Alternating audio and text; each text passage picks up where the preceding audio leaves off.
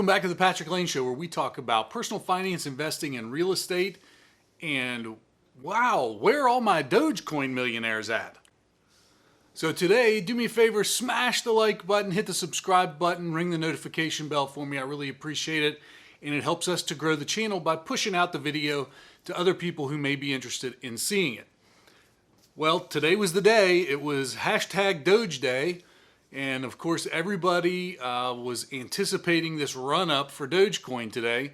But, you know, it didn't really happen. As of the time that we're recording the video, Doge is actually down, and it's sort of gone up and down a little bit during the day, but it's basically been red for most of the day.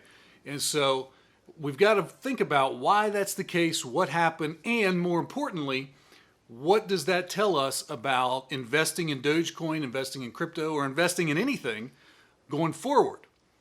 So the whole idea is that Dogecoin over the last week or so has gone from 5 or 6 cents each up to about 30 or 40 cents each, maybe a little bit higher there at one point in the last few days. And there's all this anticipation, this buildup for today, April 20th, 420, to be the day for Dogecoin that it pops and it goes up to hit $1.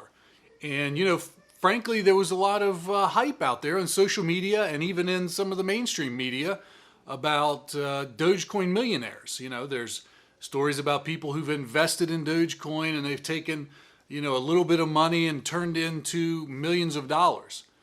And, you know, while that is great and it's exciting for those individuals, you know, if you buy in when something is 3 or 4 cents or even cheaper than that, when it was less than a penny per coin, you know, it can turn around and it goes up to 30, 40, 50 cents, then yeah, that means that you're going to be a millionaire at some point on paper. But what happens when that turns around, that hype goes away, and the reality sets in that, you know, for Dogecoin, there's not really a use case. If we think about Bitcoin, Bitcoin's use case has developed into being sort of the digital gold, the store of value, the sort of reserve for money. So if you're worried about fiat currency and the up and down of you know, the markets and the currency markets that's created by either economic upheaval, political upheaval, you know, the pandemic that's gone on, all of those sorts of things, you can sort of count on Bitcoin to be a store of value. And, you know, Bitcoin's gone through a meteoric rise, but it also has sort of built its reputation and built its bottom where there's a support now. And a lot of people think that it's going to go up to $100,000 or more as it becomes more and more recognized as a store of value. So some of the other altcoins, some of the other cryptocurrencies like Ether are turning out to be digital currencies. That's their whole play. That's their use case, is that they want to be digital currencies so that we can actually buy things and exchange for goods and services using Ethereum and other coins. So you can sort of understand why those coins are going up in value the more that they get adopted and used. So we have to ask ourselves, what is the use case for Dogecoin? And really, you know, all I could find is that in microtransactions, it's been used. So I guess there are times when you could tip somebody a few pennies here, a few pennies there in Dogecoin. And maybe that is the way to do it. Maybe that's the use case. But by and large, Dogecoin is its own entity. It doesn't really have a use case. It's just kind of, you know, it's cool. It's a gimmick. It's something that everybody sort of likes to look at. The dog's cute. You know, the coin is fun. It's been this exciting kind of, you know, group joke that we're all in on. But the problem is that, you know, if you look at it that way, that it's just something that's fun, then it doesn't really bother you if it goes up, if it goes down, right? If you take $100 and you don't need that $100, you can afford to lose that $100 and go to zero, and you put it all in Dogecoin, and, you know, it's 5 cents at the time, and then all of a sudden it goes to $1 and you 20x your $100 and end up with a couple thousand, then, you know, guess what? That's fine. Everybody's okay with that.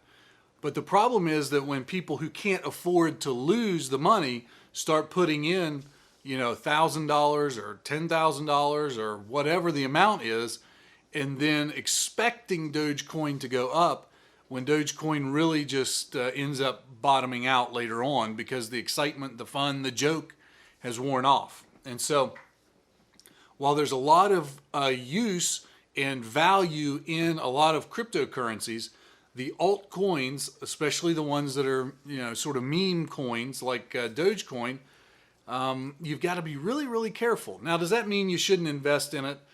I don't know. I mean, I personally probably wouldn't even call buying Dogecoin an investment.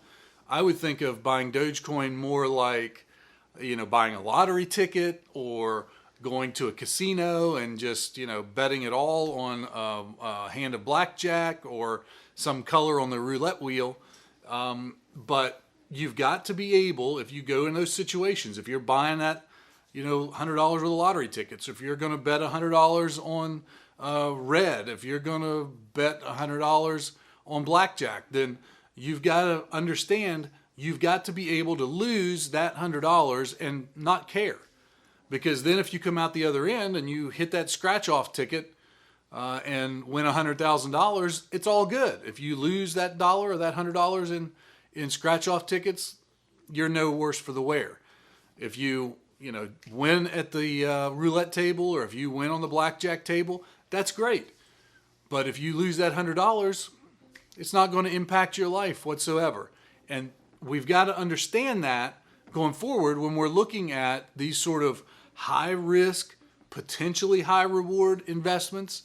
But we also have to understand, like in the case of Dogecoin, what is the actual use case?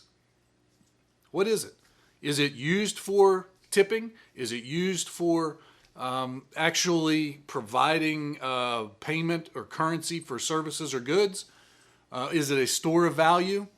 I don't think it performs any of those roles. I think it is just what it is. It's something that you can say you bought into because you're part of the movement, you like it, it's exciting, it's fun, and we can all sit back and tell everybody our Dogecoin stories in a few years. Now, I don't know if that's a good investment for you or not. I don't know if it's good entertainment. Maybe that's the way we look at it, is it's entertainment value. So instead of paying $100 to go to the movies, AMC may not like that, right? Instead of paying $100 to go to the movies, we buy $100 worth of Dogecoin and watch the excitement for the next few weeks and see whether it goes up or down. So I think that's what we've got to learn from Doge Day and the run up or lack of run up on Doge Day of Dogecoin, is that if it's not a real investment with an underlying use, an underlying intrinsic value, then we've got to treat it like an entertainment cost and not a real investment. So do me a favor, let me know down below. Do you agree with that thesis? Do you think I'm crazy? Am I just full of FUD? Or do you think Dogecoin is really a great investment and it's going to go to the moon? Let me know what you think down below. And do me a favor, smash the like button, hit the subscribe button, ring the notification bell. We really appreciate your help in growing the channel. And we'll see you in the next video.